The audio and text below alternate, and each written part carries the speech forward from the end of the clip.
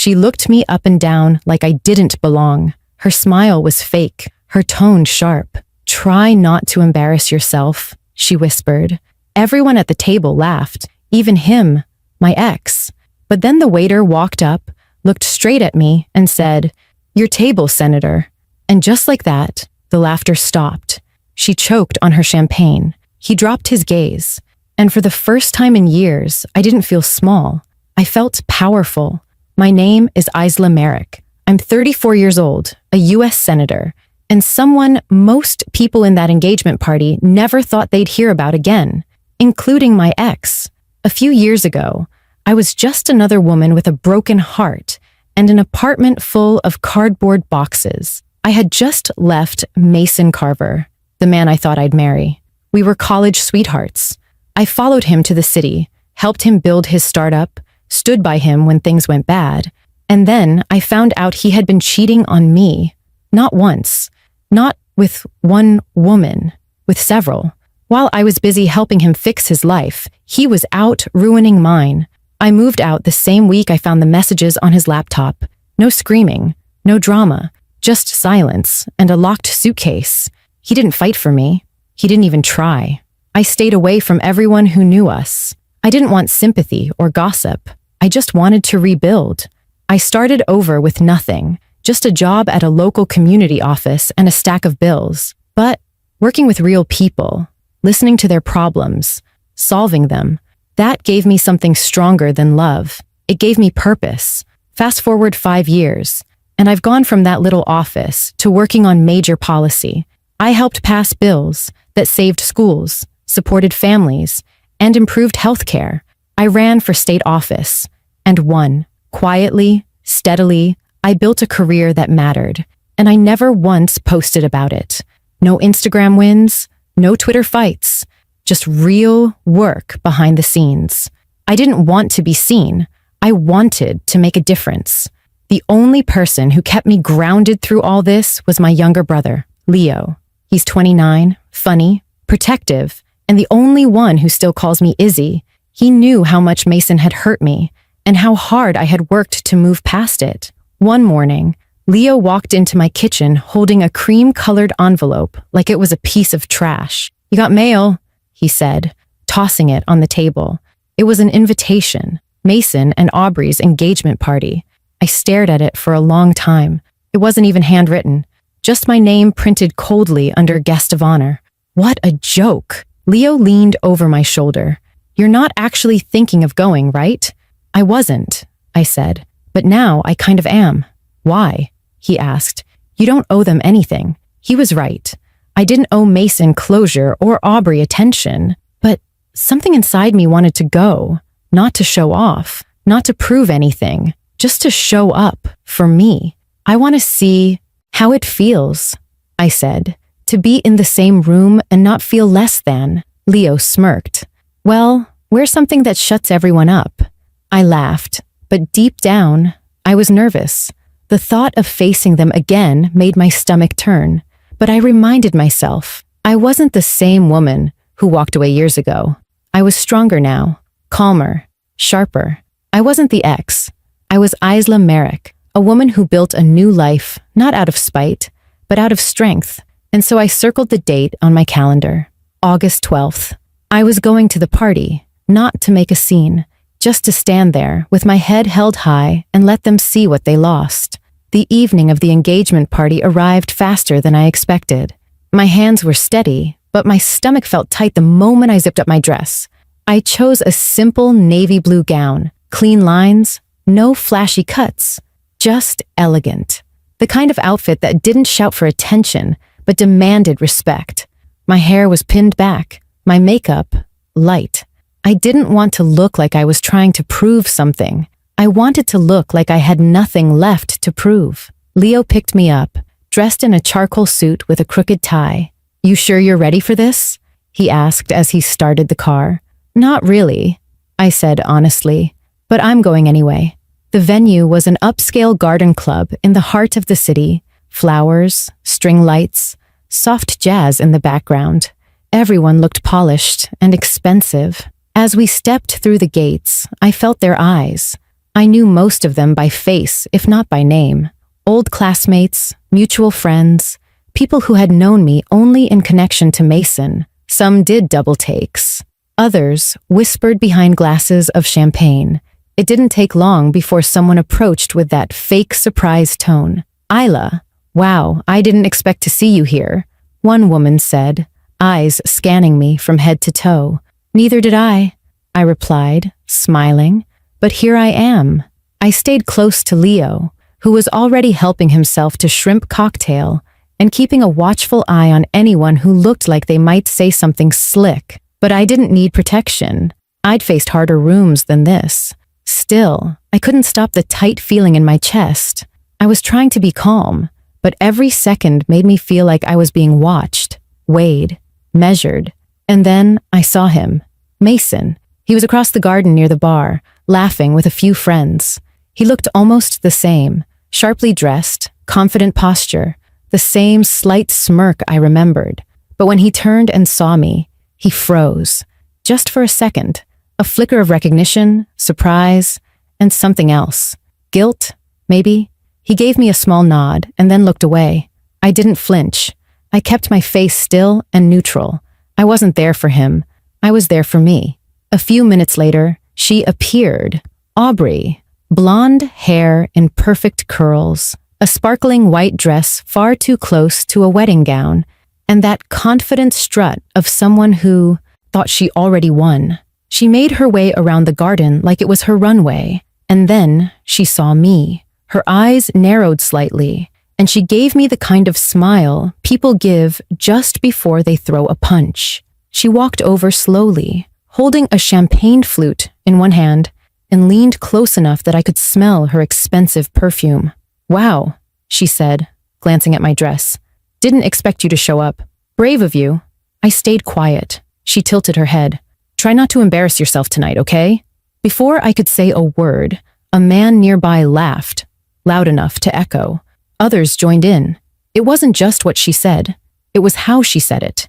Soft, but loud enough. A whisper built to humiliate. Even Mason cracked a smile. And, for a brief second, I felt that old burn of shame. But I didn't let it stay. I lifted my chin, looked her dead in the eyes, and said calmly, "Thanks for the reminder." I turned and walked away with Leo behind me. He leaned in and whispered, "She has no idea what's coming, does she?" I didn't answer, because the waiter was already making his way toward us, and everything was about to change. I stood near the fountain, breathing in slowly, letting the cool air touch my skin. The laughter behind me faded into background noise. I wasn't shaken. Not anymore. A few years ago, Aubrey's words might have crushed me. Now they just bounced off. She didn't know me. She knew an old version of me, someone soft-spoken, unsure, invisible. But that woman no longer existed. Leo returned with a glass of sparkling water and handed it to me with a look that said, "I'm proud of you." He didn't need to speak. He knew how hard this night was for me, and he also knew I wasn't leaving. "Are you okay?" he asked gently. I nodded. "She's not worth it." "Exactly," he said. "You don't need to say a word. Let the night speak for itself." And it did. Dinner service was about to begin. Waiters began organizing guests by tables. They moved through the crowd with practiced professionalism, calling names and guiding people to their assigned seats. I watched as people followed, laughing, drinking, glancing my way, and then pretending not to. A young waiter in a black suit approached our corner. He held a small notepad and scanned it for a moment before lifting his eyes to me. "Your table is ready, Senator Merrick." Everything stopped. I didn't just hear it. I felt it. The clink of glasses, the low music, the whispers, all faded. Conversations froze. Heads turned. The word hung in the air like thunder. Senator. For a moment, it felt like the entire party turned toward me. Aubrey, mid-sip of her champagne, coughed hard, nearly choking. Someone behind her gasped. Mason looked like he had just been slapped. His eyes locked on mine, stunned and uncertain. "Senator?" Someone muttered nearby. "Did she say Senator Merrick?" Another whispered.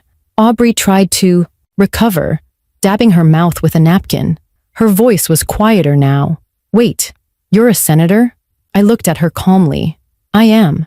She opened her mouth, but no words came out. Her eyes darted to Mason, who avoided looking at either of us. That smug grin he wore all night was gone. His hands were in his pockets, his shoulders stiff. Leo leaned toward me with a grin so wide it nearly split his face. "Oh, this is so much better than I imagined." I turned to the waiter and nodded. "Thank you. Please, lead the way." He walked ahead, and I followed, past people who had laughed at me just an hour ago, past old friends who had written me off, past Mason and Aubrey, who now stood like statues. I didn't rush. I didn't smirk. I didn't need to. My presence spoke louder than any insult ever could. The waiter led us to a table near the front, right beside the stage where speeches would be made later. Seated there were a handful of well-dressed guests, senior officials, community leaders, and one man I knew well, Senator Hartley, my mentor and one of the most respected voices in state government. He stood as I approached. "Isla, good to see you here. I didn't know you were connected to this crowd." I smiled warmly. "I wasn't, but I got an invitation." He chuckled. "Their luck." I sat down, finally at ease, surrounded not by shallow people from my past, but by colleagues who knew me for my work, my ideas, and my results. And for the first time that night, I didn't feel like I had something to prove. Back at the far table, Aubrey was still staring. Mason was looking down at his shoes. Leo nudged my arm. "You didn't have to raise your voice, just your name." I smiled, looked straight ahead, and said, "Exactly." I sat at the head table, surrounded by people who didn't need an explanation for who I was. They already knew. These were the kind of people I had worked alongside for years. People who had seen me speak at the state capitol, organize community town halls, and fight for the bills no one else wanted to touch. This wasn't a favor or a random placement. I belonged there. Senator Hartley leaned in with a quiet smile. "You know, when I first met you, I knew you'd go far. But watching you walk through that crowd just now," he chuckled softly, "that was a masterclass in silence." I smiled, touched by his words. I didn't plan for any of that to happen. I just came. "And that's why it worked," he said. "You didn't show up to prove anything. That's what makes it powerful." As salads were served and wine was poured, I noticed heads still turning toward me. People were whispering now, but the tone had shifted. No more smug comments, no more laughter, just curiosity, surprise, even admiration. I glanced toward the middle of the garden, where Mason and Aubrey sat. Aubrey hadn't touched her drink. Her shoulders were stiff, lips tight. She looked like someone who had just been told she lost a game she didn't even realize she was playing. Mason, on the other hand, couldn't stop glancing my way. Our eyes met briefly. I held his gaze without flinching. He looked away first. The speeches began soon after. Toasts from family, awkward jokes from old friends, compliments that sounded polished but hollow. Aubrey stood and gave a brief, overly rehearsed thank you speech. It was fine, charming in a surface-level way, but lacked depth. When she mentioned Mason's name, I noticed the way he stiffened beside her. He clapped politely, but his eyes found me again as she spoke. For a moment, it looked like regret. Maybe it was guilt. Maybe it was shame. Or maybe he finally realized that the woman he had once taken for granted had outgrown every part of him.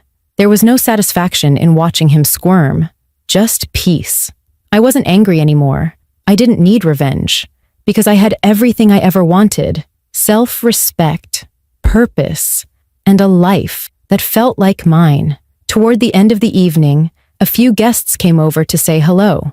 One woman, dressed in a silver gown, leaned down and smiled. "Senator Merrick, I just wanted to say your work on that housing bill saved my brother's home.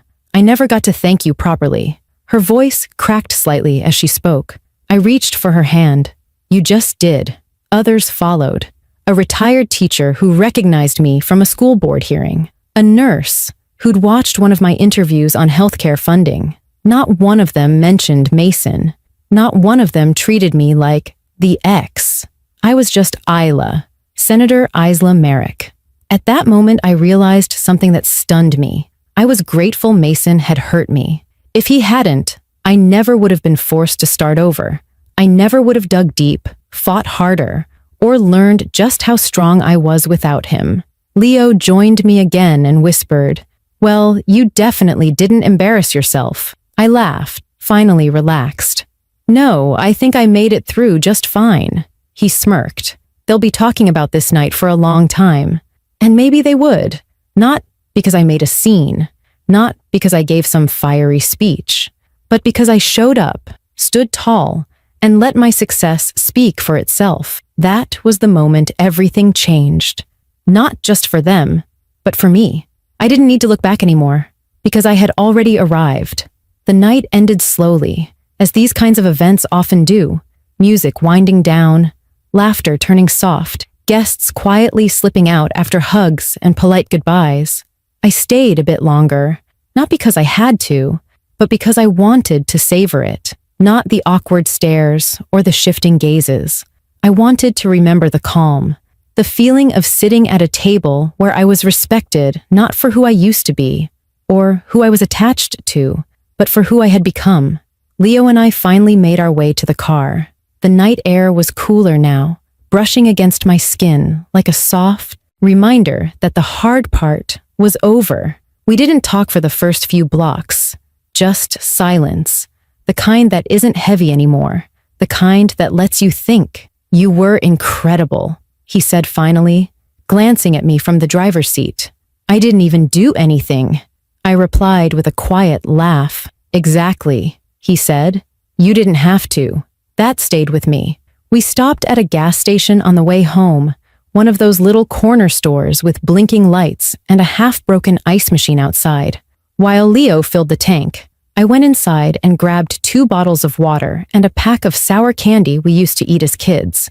When I got back in the car, he looked at the candy and smiled. Now it's a celebration.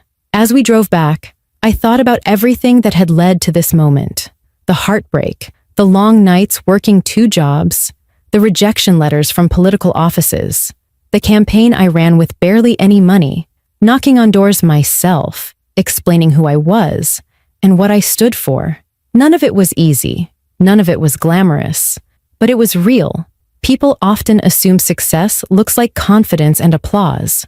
But for me, it looked like survival. It looked like learning to sleep alone and not hate the silence. It looked like showing up every day, even when no one believed in me. It looked like losing everything, and then slowly, stubbornly, building it back, one decision at a time. And that night at the party, I finally understood something that had taken me years to learn. I didn't need closure from Mason. I didn't need validation from Aubrey. I didn't need a spotlight or a microphone. I just needed to live well, and to live honestly. Back home, I kicked off my shoes and sat on the couch. Leo flopped next to me, loosening his tie and tossing his jacket on the floor. I opened my notebook, the one I kept for personal reflections, and wrote just one line at the top of the page. "You don't have to shout to be heard," because I didn't. I didn't have to prove anything that night. I didn't have to make a speech or call anyone out.